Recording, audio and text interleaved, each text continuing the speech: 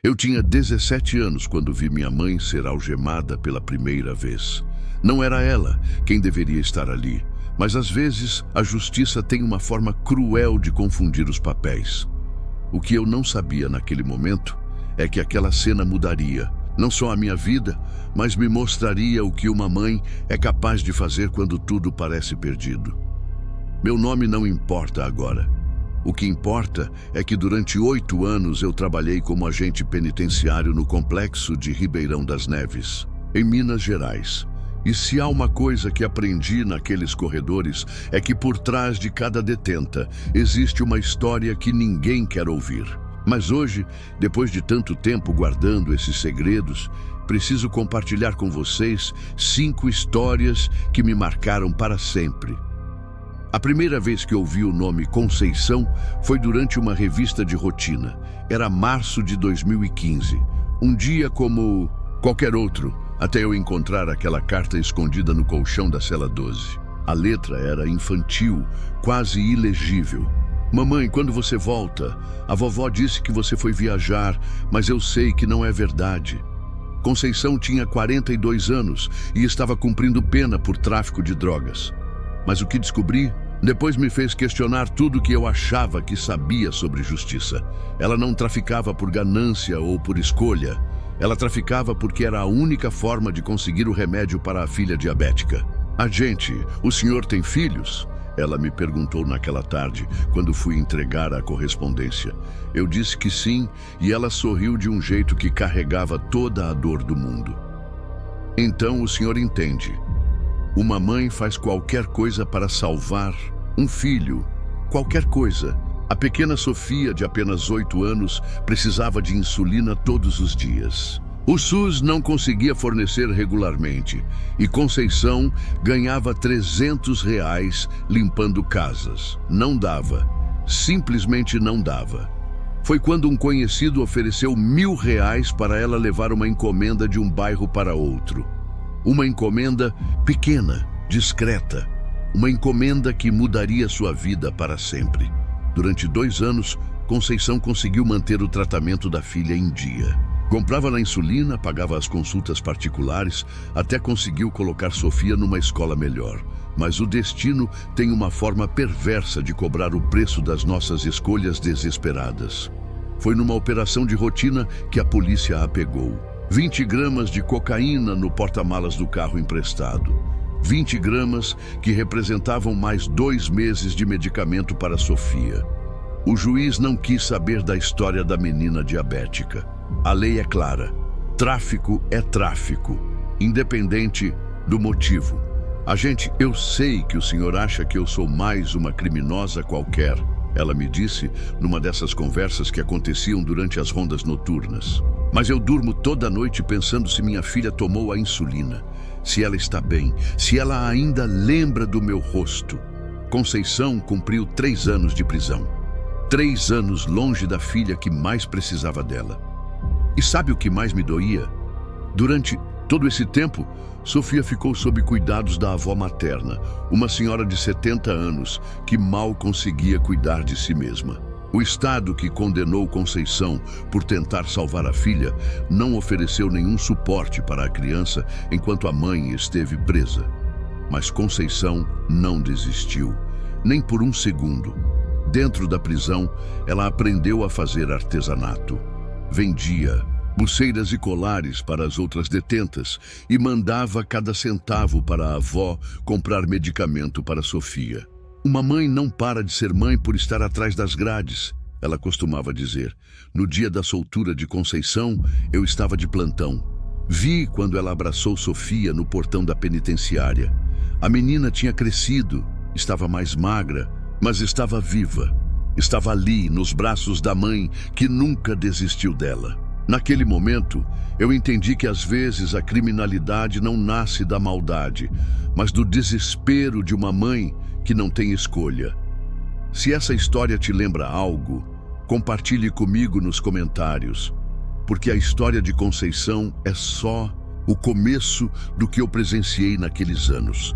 A segunda mãe que marcou minha trajetória se chamava Mariana, e sua história começou de uma forma que ninguém poderia imaginar. Era 2016 e eu estava há pouco mais de um ano trabalhando no complexo penitenciário quando ela chegou. Diferente da maioria das mulheres que passavam por ali, Mariana tinha uma postura estranha. Ela parecia estar protegendo algo, sempre com as mãos sobre a barriga, mesmo sendo claramente magra. Foi durante o exame médico de admissão que descobrimos. Mariana estava grávida de 6 meses. Grávida e condenada por homicídio qualificado. O contraste era brutal. Uma vida sendo gerada dentro de uma mulher que tinha tirado outra vida. Mas a realidade, como sempre, era muito mais complexa do que parecia. Mariana tinha 24 anos e vivia em um relacionamento abusivo há mais de 5. O companheiro, Ricardo, a espancava regularmente, especialmente quando bebia. Vizinhos já tinham chamado a polícia algumas vezes, mas Mariana sempre retirava as queixas. Ele promete que vai mudar, ela dizia para as autoridades. E eu não tenho para onde ir. Naquela noite fatal de setembro, Ricardo chegou em casa completamente embriagado e começou a bater nela como de costume. Mas dessa vez era diferente. Dessa vez, Mariana estava grávida e os chutes estavam sendo direcionados para a barriga. Ele gritava que ia matar o bebê. Ela me contou meses depois, durante uma das nossas conversas. Dizia que não queria mais um filho para sustentar, que ia me fazer abortar na porrada. Foi nesse momento que algo dentro de Mariana mudou. Quando Ricardo se virou para pegar mais uma garrafa de cerveja, ela pegou a faca que estava sobre a pia da cozinha. Não pensou, não planejou, apenas agiu. Um golpe certeiro que silenciou para sempre o homem que ameaçava a vida do filho que ela carregava. Eu não matei por raiva da gente, ela me explicou numa dessas noites em que o silêncio da prisão deixa a gente mais reflexivo. Eu matei para proteger minha criança. Qualquer mãe entenderia. O julgamento foi rápido e cruel. O promotor pintou Mariana como uma assassina fria que tinha premeditado o crime. As marcas dos espancamentos já tinham sumido. E a gravidez, segundo a acusação, era apenas uma forma de tentar conquistar a simpatia do júri. Ela foi condenada a 15 anos de prisão. Dentro do presídio, Mariana se tornou uma figura respeitada. Outras detentas que também tinham sofrido violência doméstica se identificavam com sua história. Ela virou uma espécie de conselheira, sempre disposta a ouvir e aconselhar quem precisava. A gente aprende que força a gente só descobre quando não tem outra escolha, ela costumava dizer. Quando chegou o momento do parto, em dezembro de 2016, eu estava no plantão que a acompanhou até o hospital. Ver Mariana dando à luz dentro de um ambiente hospitalar, mas algemada na cama, foi uma das cenas mais contraditórias que presenciei. Uma nova vida chegando ao mundo através de uma mulher que a justiça considerava uma assassina. O bebê nasceu, saudável. Um menino que ela chamou de Gabriel, anjo da guarda, ela me disse quando voltou para a prisão. Porque foi para proteger ele que eu fiz o que fiz. Mariana teve direito a ficar com Gabriel apenas até ele completar 6 meses. Depois disso, a criança seria entregue aos cuidados da família ou do Estado. Durante aqueles 6 meses, a prisão se transformou. Mariana dividia sua cela com outras 2 detentas, mas todas ajudavam nos cuidados com Gabriel. Era como se aquele bebê trouxesse um pouco de humanidade para um lugar que às vezes parecia ter esquecido que éramos todos pessoas com sentimentos e histórias. Agente, o senhor acha que eu sou uma pessoa má? Mariana me perguntou numa tarde, enquanto amamentava Gabriel. Eu não soube o que responder na época, mas hoje sei. Mariana não era má. Ela era uma mãe desesperada que fez o que achou necessário para proteger seu filho. Quando Gabriel completou 6 meses, a avó paterna conseguiu a guarda da criança. Foi um dos dias mais difíceis que presenciei na prisão. Ver Mariana entregando o filho, sabendo que não o veria crescer, que não estaria presente nos primeiros passos, nas primeiras palavras. Foi de partir o coração. Mas Mariana não desistiu. Ela começou a estudar dentro da prisão. Completou o ensino médio e começou um curso técnico em enfermagem. Quando eu sair daqui, quero ter uma profissão digna para oferecer uma vida melhor para o Gabriel. Ela me dizia sempre que a via na biblioteca da prisão. Durante os 3 anos em que trabalhei com Mariana, ela recebeu apenas 2 visitas do filho. A avó do menino achava que não era bom para a criança estar em um ambiente prisional. Mas nas 2 vezes que Gabriel foi visitá-la, a transformação de Mariana era visível. Ela se arrumava como se fosse para uma festa, ensaiava o que ia falar, preparava desenhos e pequenos presentes feitos com material de artesanato. Mamãe está estudando para cuidar de pessoas doentes, ela explicava para Gabriel, que na época tinha 3 anos. Quando mamãe sair daqui, vai trabalhar ajudando outras pessoas e a gente vai morar junto de novo. O menino não entendia muito bem, mas abraçava a mãe com uma naturalidade que mostrava que o amor não se quebra com grades e condenações. Mariana ainda estava cumprindo pena quando eu saí do complexo penitenciário, mas soube por colegas que ela conseguiu a progressão para regime semiaberto em 2020. Hoje, pelo que sei, ela trabalha como técnica em enfermagem em um hospital público e tem a guarda compartilhada de Gabriel. A justiça pode ter considerado Mariana uma assassina, mas eu vi de perto uma mãe que nunca desistiu de lutar pelo filho. A terceira história que preciso contar é sobre Rosa, uma mulher de 52 anos que chegou ao presídio em 2017 carregando um segredo que só descobriria meses depois. Rosa não era exatamente o que se esperaria encontrar em uma penitenciária. Feminina, professora aposentada, cabelos grisalhos sempre bem penteados, jeito gentil de falar. Parecia mais uma avó querida do que uma detenta. Rosa foi condenada por estelionato. Durante 2 anos, ela aplicou golpes em pessoas idosas, sempre o mesmo esquema. Se passava por funcionária de banco, ligava para aposentados dizendo que o cartão tinha sido clonado e que precisava dos dados para proteger a conta. Dezenas de pessoas perderam suas economias por causa dos golpes de Rosa. No começo, eu confesso, senti até uma certa antipatia por ela. Roubar de idosos sempre me pareceu uma das formas mais covardes de criminalidade. Mas Rosa carregava um peso que só entendi quando comecei a conversar com ela durante as rondas noturnas. Agente, o senhor conhece alguma mãe que não faria qualquer coisa para salvar um filho? Ela me perguntou numa dessas conversas. Eu já tinha ouvido essa pergunta antes, de Conceição e Mariana, mas vinda de Rosa soava diferente. Mais cansada, mais resignada. O filho de Rosa, Rodrigo, tinha 30 anos e era viciado em crack há mais de 10. Já tinha passado por 5 clínicas de reabilitação, todas pagas pela mãe, que gastou toda a sua aposentadoria e vendeu tudo o que tinha para tentar salvar o rapaz. Cada vez que ele saía da clínica, eu achava que dessa vez ia dar certo, ela me contou. Mas a droga sempre ganhava. Rosa morava sozinha em um apartamento pequeno que conseguiu comprar com o dinheiro da aposentadoria do marido, morto há 10 anos. Rodrigo aparecia sempre que precisava de dinheiro e ela nunca conseguia dizer não. Uma mãe não consegue ver o filho passando necessidade, mesmo sabendo que o dinheiro vai virar droga, ela me explicou. Quando Rosa não tinha mais nada para dar, Rodrigo começou a ficar agressivo. Quebrou móveis, levou a televisão, vendeu até mesmo as alianças de casamento da mãe. Mesmo assim, Rosa não conseguia abandoná-lo. Ele é meu filho, agente, meu único filho.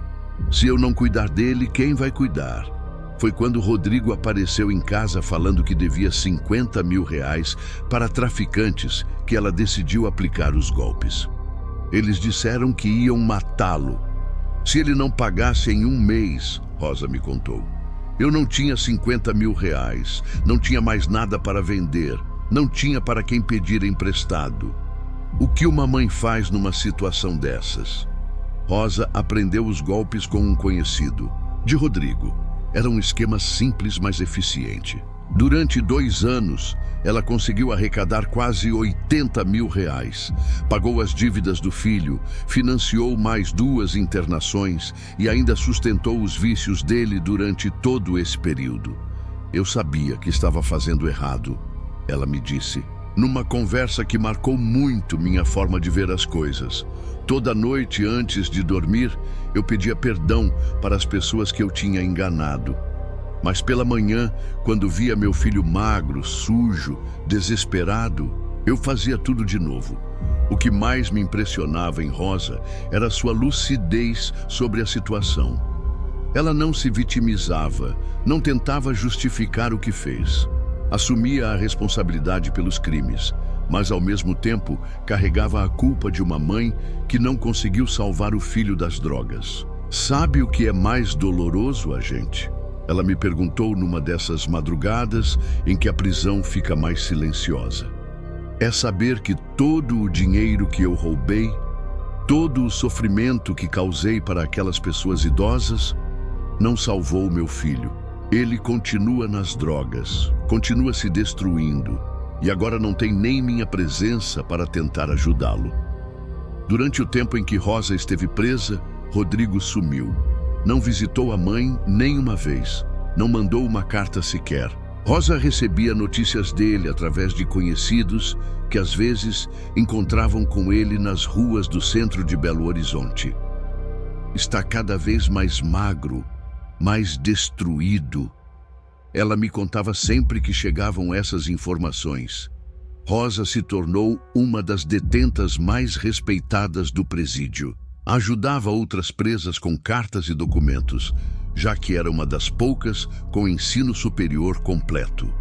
Também dava aulas de alfabetização para quem queria estudar.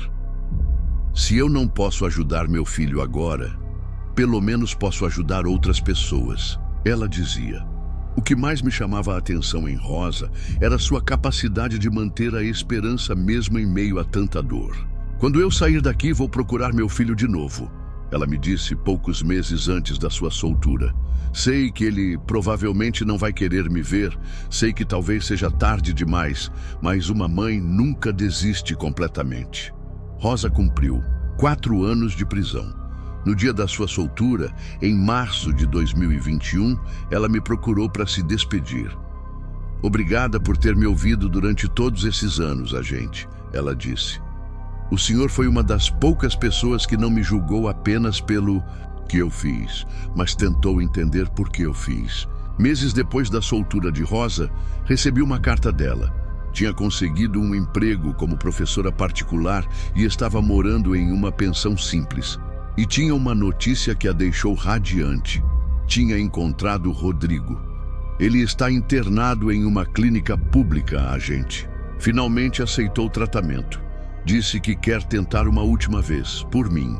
Uma mãe nunca perde a esperança. Você teria feito o mesmo no meu lugar? Me diga abaixo, porque ainda há mais 2 histórias que preciso compartilhar e ambas vão te mostrar até onde uma mãe é capaz de ir para proteger quem ama. A 4ª história é sobre Lúcia e ela começou de uma forma que eu jamais imaginei que fosse possível. Era início de 2018 quando ela chegou ao complexo, condenada por sequestro e cárcere privado.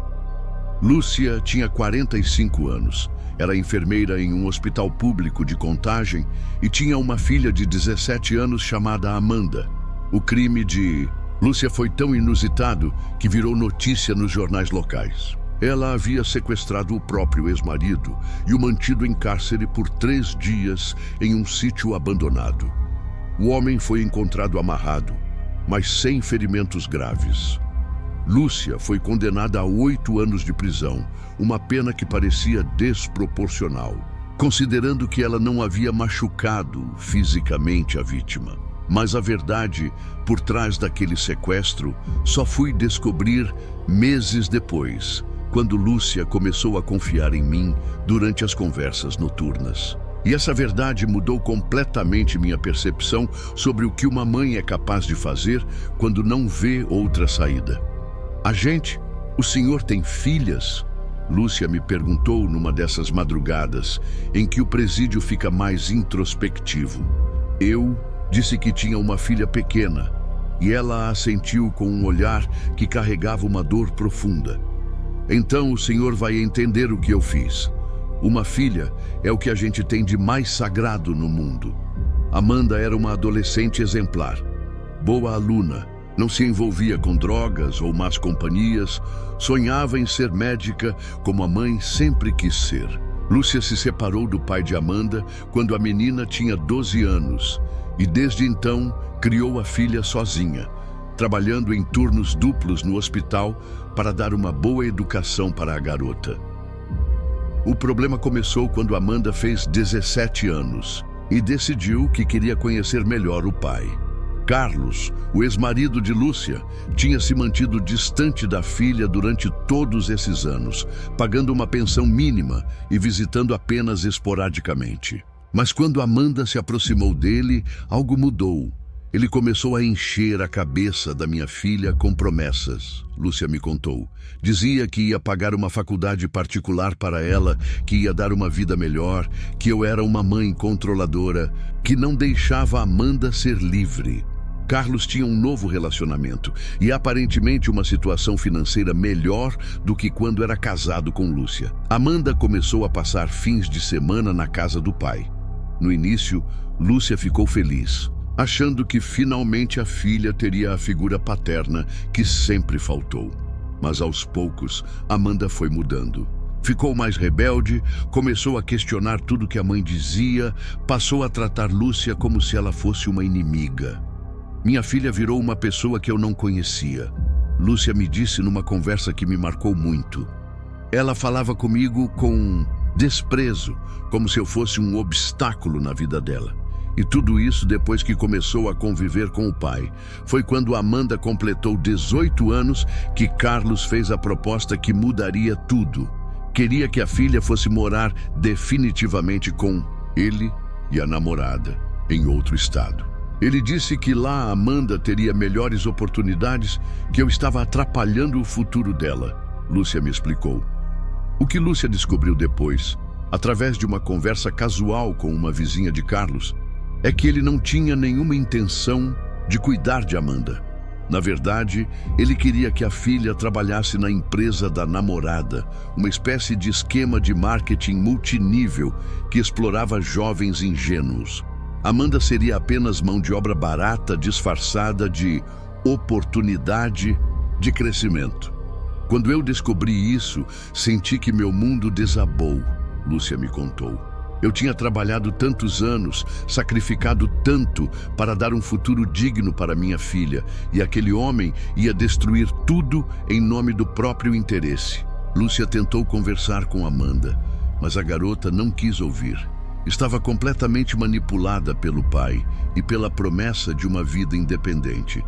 Foi então que Lúcia tomou a decisão que mudaria sua vida para sempre. Se não conseguia convencer Amanda com palavras, teria que encontrar outra forma de proteger a filha. Eu sabia que se ela fosse embora com ele, eu perderia minha filha para sempre, Lúcia me disse. E sabia que ele ia destruir o futuro dela. Lúcia chamou Carlos para uma conversa em um sítio que pertencia a um amigo da família. Disse que queria entregar alguns documentos de Amanda e fazer as pazes antes da mudança. Carlos foi pensando que finalmente tinha conseguido quebrar a resistência da ex-esposa.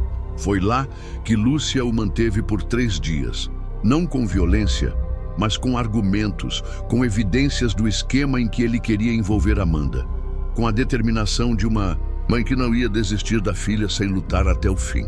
Eu não queria machucar ninguém, agente, Lúcia me explicou. Eu só queria tempo para mostrar para ele as provas que eu tinha conseguido sobre o esquema da namorada dele. Tempo para ele entender o mal que estava fazendo para nossa filha. Durante aqueles 3 dias, Lúcia conseguiu documentos que provavam que a empresa da namorada de Carlos estava sendo investigada por pirâmide financeira e exploração de trabalhadores. Quando Carlos finalmente foi liberado, ele havia desistido da ideia de levar Amanda. mas também havia registrado uma ocorrência contra Lúcia por sequestro e cárcere privado. Ele ficou com tanto ódio de mim que quis me ver destruída, Lúcia me disse. Preferiu me ver presa a admitir que estava errado. O julgamento de Lúcia foi controverso. De um lado, ela havia cometido um crime grave. Do outro, tinha agido para proteger a filha de um esquema que poderia arruinar o futuro da garota. O juiz considerou que, independente das motivações, sequestro é sequestro.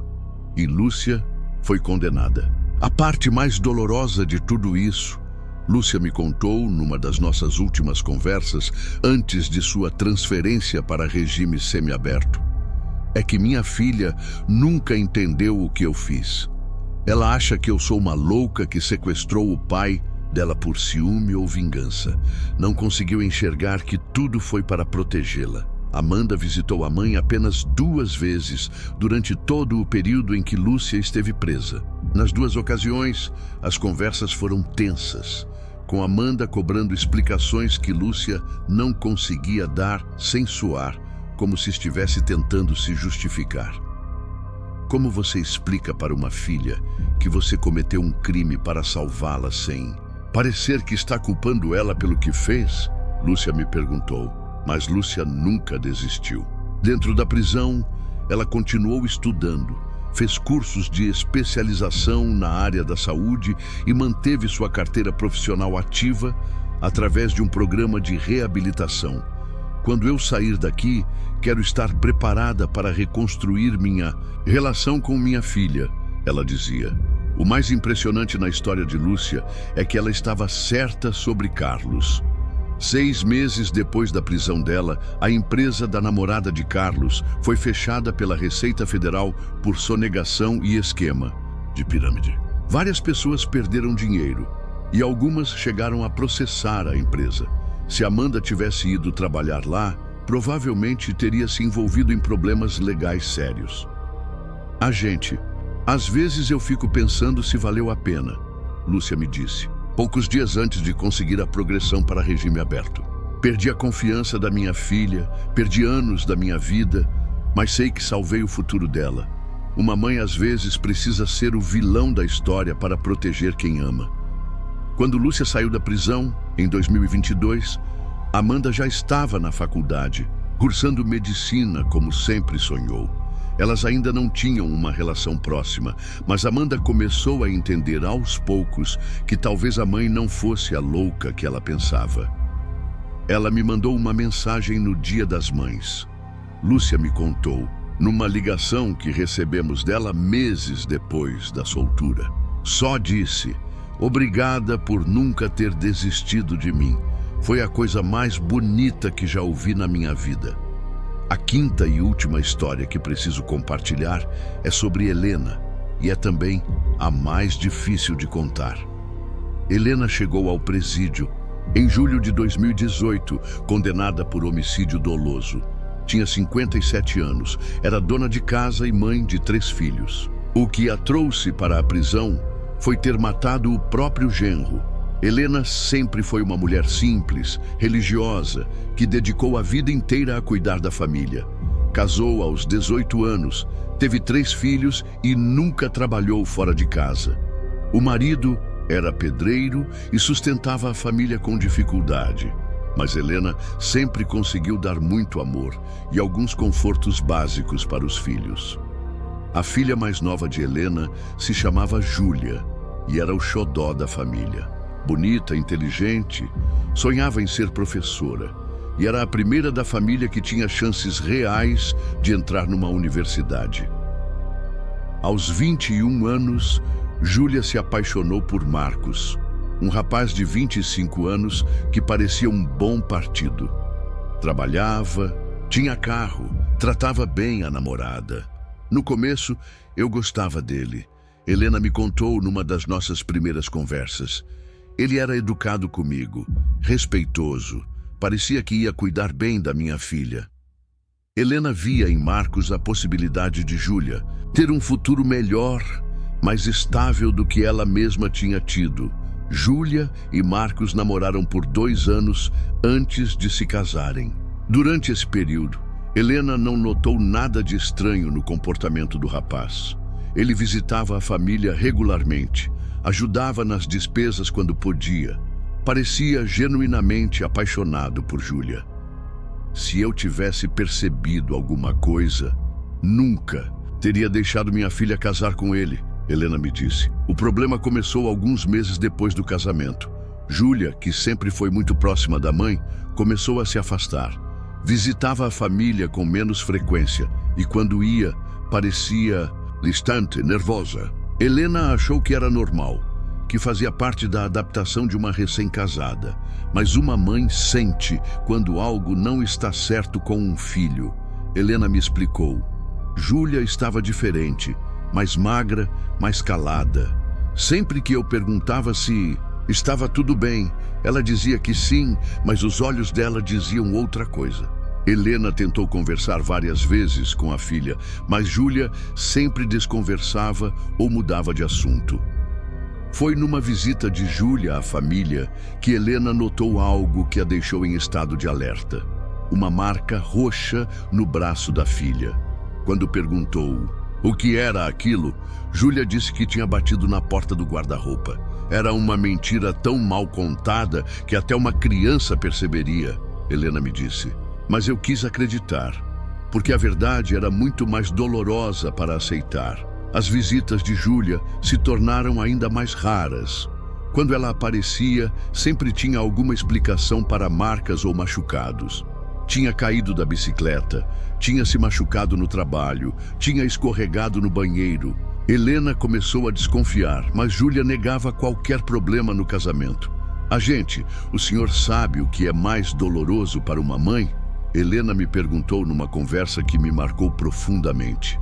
É ver que sua filha está sofrendo e não conseguir ajudá-la porque ela não deixa. Júlia estava protegendo aquele homem que a estava machucando. A situação chegou ao limite numa tarde de dezembro de 2017.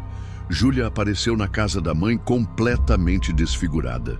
O olho direito estava inchado, o lábio estava cortado e ela mal conseguia andar direito.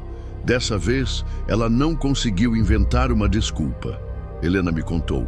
Chegou chorando, se jogou no meu colo e disse: "Mãe, eu não aguento mais." Foi nesse momento que Helena descobriu a verdade. Marcos espancava Júlia regularmente há mais de 1 ano.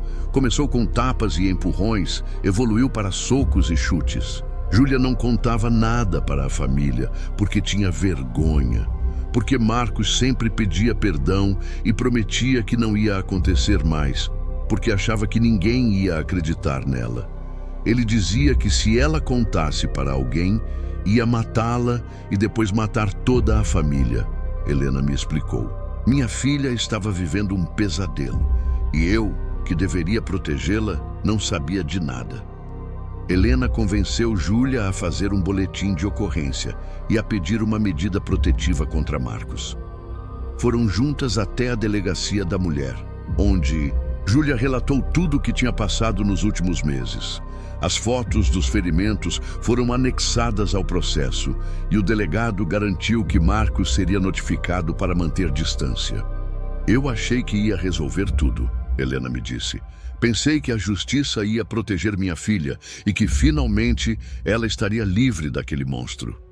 Júlia ficou morando na casa da mãe enquanto esperava os trâmites legais e pela primeira vez em meses, Helena viu a filha sorrir de verdade, mas Marcos não aceitou a separação. Primeiro vieram as ligações. Ele chorava ao telefone, pedia perdão, prometia que tinha mudado. Quando Júlia parou de atender, ele começou a mandar mensagens ameaçadoras. "Você vai voltar para mim, querendo ou não", dizia uma das mensagens, que Helena viu no celular da filha. "E sua família vai pagar por ter se metido onde não devia." A medida protetiva foi deferida, mas como costuma acontecer nesses casos, era apenas um papel. Marcos continuava ligando, aparecendo perto do trabalho de Júlia, seguindo a família quando saíam de casa. "Ele estava sempre por perto, agente", Helena me contou. A gente vivia com medo, olhando para trás, trancando todas as portas. Júlia começou a fazer terapia e aos poucos foi se recuperando do trauma. Conseguiu um novo emprego, voltou a estudar para o vestibular, parecia estar reconstruindo a vida. Helena achava que o pior tinha passado. Minha filha estava voltando a ser quem ela era antes, Helena me disse. Voltou a sorrir, voltou a ter sonhos. Eu pensei que finalmente tínhamos vencido, mas Marcos estava apenas esperando o momento certo. Numa tarde de junho de 2018, quando Helena tinha saído para fazer compras e Júlia estava sozinha em casa estudando, ele invadiu a residência, quebrou a porta dos fundos e encontrou Júlia na sala, debruçada sobre os livros. Quando eu cheguei em casa e vi a porta arrombada, meu coração parou, Helena me relatou. Chamei por Júlia, mas ela não respondeu. Quando entrei na sala e vi minha filha no chão, com o rosto desfigurado e uma poça de sangue embaixo da cabeça, eu soube que tinha perdido o que eu tinha de mais precioso na vida. Júlia estava viva, mas mal. Marcos tinha espancado ela com tanta violência que os médicos disseram que ela poderia ficar com sequelas permanentes. Ficou em coma por 2 semanas e, quando acordou, não conseguia falar direito nem mover o lado esquerdo do corpo. Minha filha, que era tão inteligente, tão cheia de vida, virou uma pessoa dependente por causa daquele monstro. O que mais doía em Helena era saber que a justiça tinha falhado.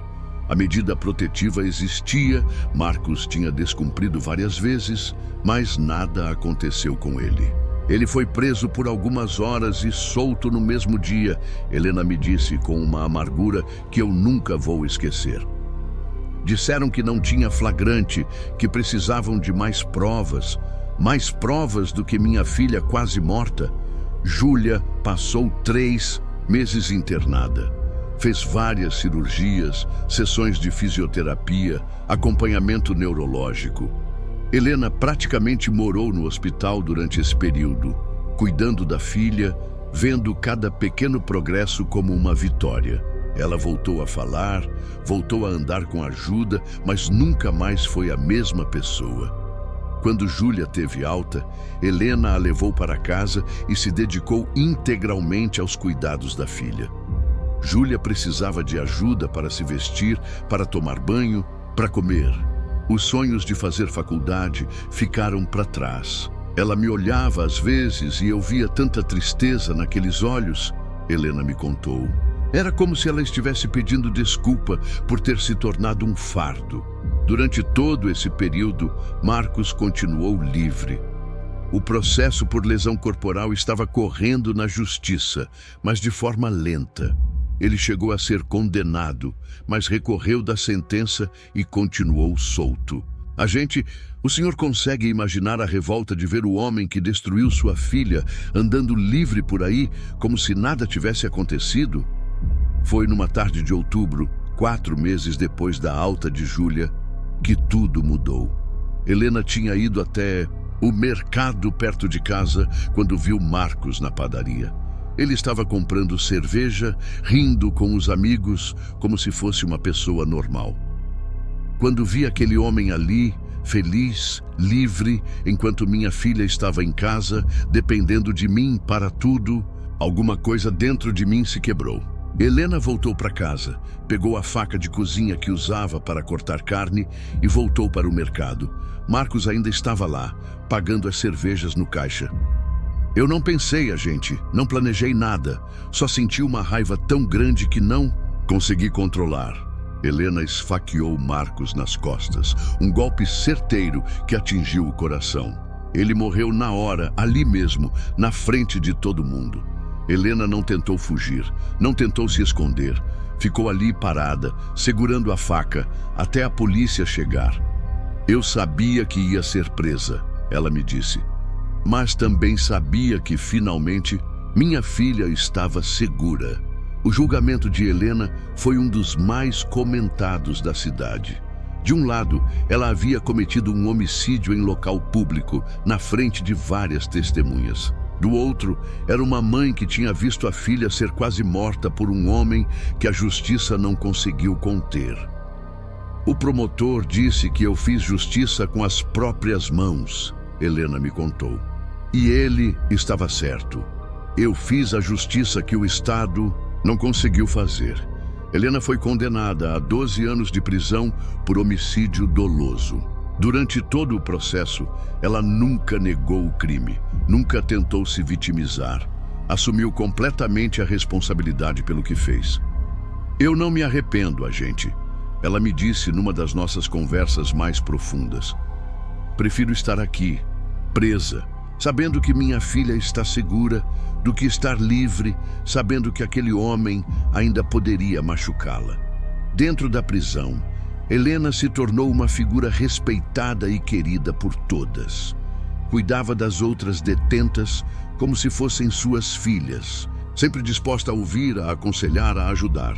Aqui dentro tem muitas mulheres que passaram pelo que minha filha passou, ela me explicou. E eu entendo cada uma delas. Júlia visitava a mãe toda semana. Com o tempo, conseguiu uma melhora significativa na coordenação motora e voltou a falar normalmente. Nunca conseguiu retomar completamente os estudos, mas aprendeu a viver de forma independente. Ela me agradece toda vez que vem me ver, Helena me disse. Diz que eu salvei a vida dela. O que mais me impressionava em Helena era sua serenidade. Ela nunca demonstrava amargura ou revolta por estar presa. Pelo contrário, parecia em paz consigo mesma. Agente, eu fiz o que qualquer mãe faria no meu lugar, ela me disse numa das nossas últimas conversas. Protegi minha filha. A justiça dos homens pode me condenar, mas a justiça de mãe eu já fiz. Helena conseguiu a progressão para regime. Semiaberto em 2021 e hoje trabalha como cozinheira em um restaurante popular. Júlia mora perto da mãe e elas se veem todos os dias. Minha filha está bem, está segura, está viva, Helena me disse numa ligação que recebemos dela no ano passado. Valeu cada dia que passei na prisão.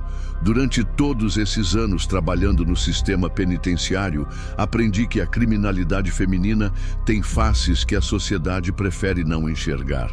Por trás da maioria dessas mulheres que conheci, havia uma história de maternidade desesperada, de amor incondicional, que as levou a tomar decisões que mudaram suas vidas para sempre. Conceição traficou para salvar a filha diabética. Mariana matou para proteger o filho que carregava no ventre.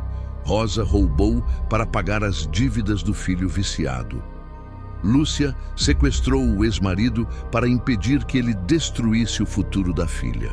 Helena matou para garantir que a filha nunca mais fosse agredida. Todas elas poderiam ter feito escolhas diferentes? Talvez.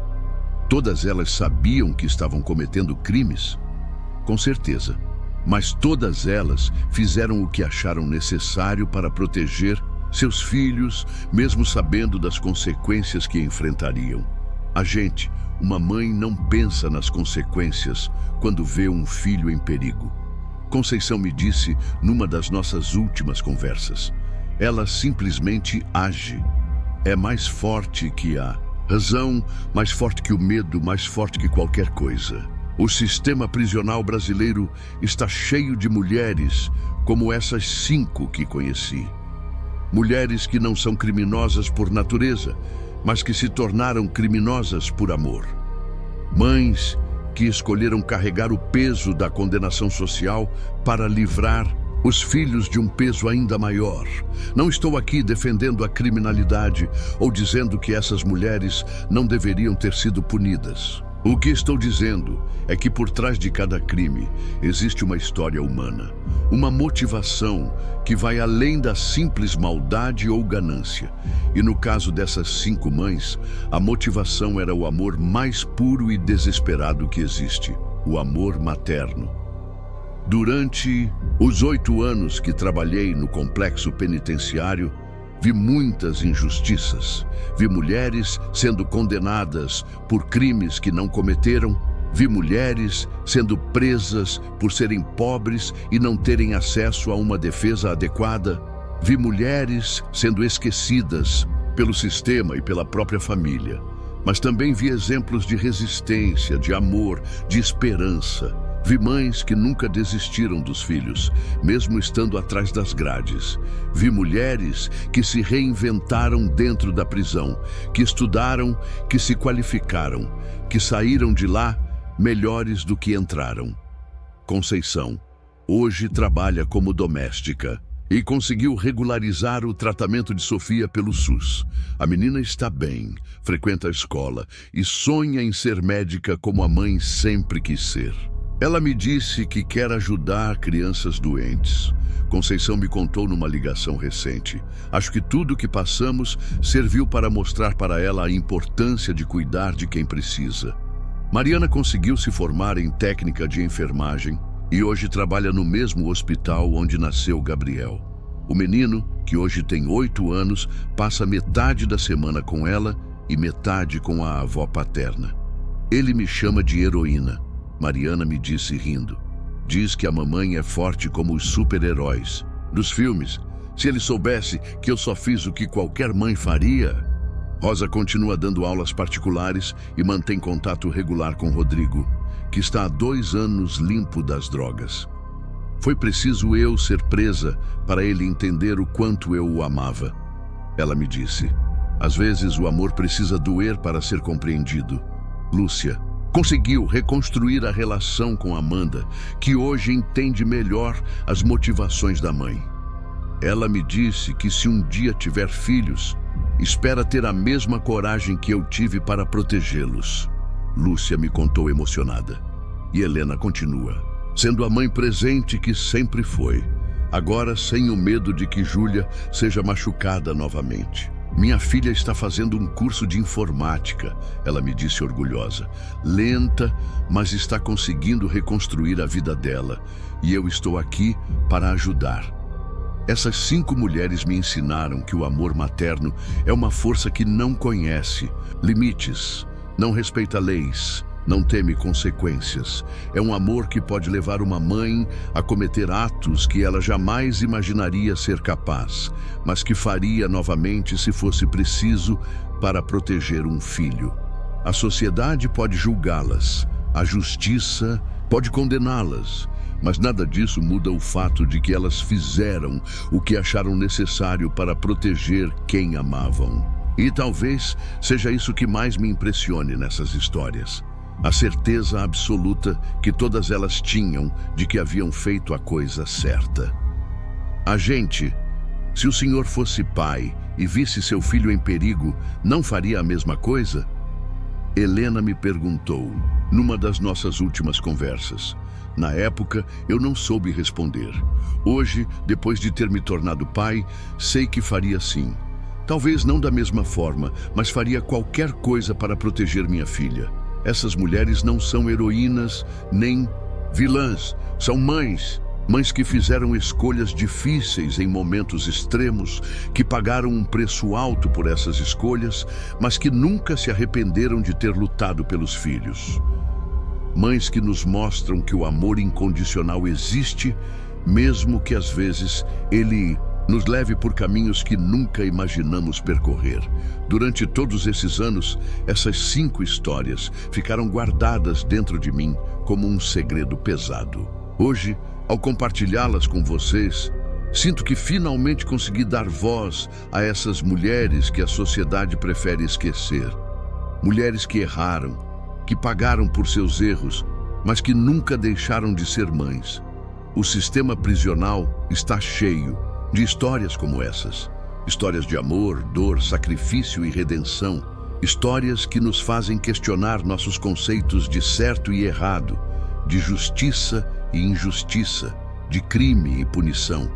Histórias que nos mostram que por trás de cada detenta existe uma pessoa com sentimentos, sonhos, medos e principalmente amor. Conceição, Mariana, Rosa, Lúcia e Helena.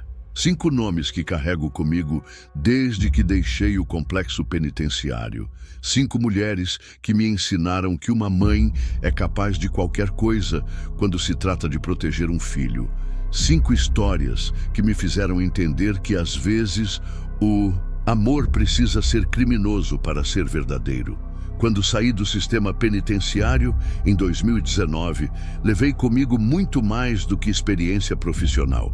Levei histórias, aprendizados, questionamentos que mudaram minha forma de ver o mundo. Entendi que a criminalidade não é preto no branco, que existem muitas nuances, muitas motivações que vão além do que aparece nos noticiários. Hoje, quando vejo uma notícia sobre uma mãe que cometeu um crime, não julgo imediatamente. Primeiro me pergunto, o que levou essa mulher a fazer isso? Que tipo de desespero ela estava sentindo? Que tipo de amor ela estava tentando proteger? Porque aprendi que, na maioria das vezes, por trás de uma mãe criminosa, existe uma história de amor que deu errado. Obrigado por me acompanhar até o fim. Ainda há muitas vozes esperando para serem ouvidas. Vozes de mulheres que a sociedade condenou, mas que nunca deixaram de amar. Vozes que ecoam pelos corredores das penitenciárias, contando histórias de maternidade, sacrifício e resistência. Essas 5 mulheres me mostraram que o amor materno é a força mais poderosa que existe no mundo. É um amor que não desiste, que não se cansa, que não se rende. É um amor que pode levar uma mãe a cometer os maiores crimes ou os maiores atos de heroísmo, dependendo do ponto de vista de quem julga. E talvez seja essa a lição mais importante que aprendi nesses 8 anos trabalhando no sistema prisional. Antes de julgar, é preciso tentar entender. Antes de condenar, é preciso ouvir a história completa. Porque por trás de cada crime existe uma pessoa, e por trás de cada pessoa existe uma história que merece ser contada. Conceição, Mariana, Rosa, Lúcia e Helena. 5 mães que não desistiram. 5 mulheres que me ensinaram que o amor verdadeiro às vezes precisa quebrar as regras para se manifestar. 5 histórias que carrego comigo como lembrança de que a humanidade pode existir nos lugares mais improváveis. O complexo penitenciário onde trabalhei ainda funciona. Ainda recebe mulheres todos os dias. Mulheres que chegam carregando suas histórias, seus crimes, suas dores e principalmente seu amor. Amor pelos filhos que ficaram do lado de fora. Amor pelos filhos que nasceram dentro da prisão. Amor pelos filhos que talvez nunca mais verão crescer. Cada uma dessas mulheres é uma história. Cada uma dessas histórias é uma lição. E cada uma dessas lições nos mostra que o ser humano é muito mais complexo do que conseguimos compreender olhando apenas para a superfície dos fatos. Por isso, decidi contar essas 5 histórias. Não para glorificar o crime, não para justificar o injustificável, mas para mostrar que existe humanidade onde menos esperamos encontrar. Para mostrar que o amor materno é capaz de transcender qualquer barreira, qualquer preconceito, qualquer condenação. Essas mães não desistiram, e suas histórias não devem ser esquecidas.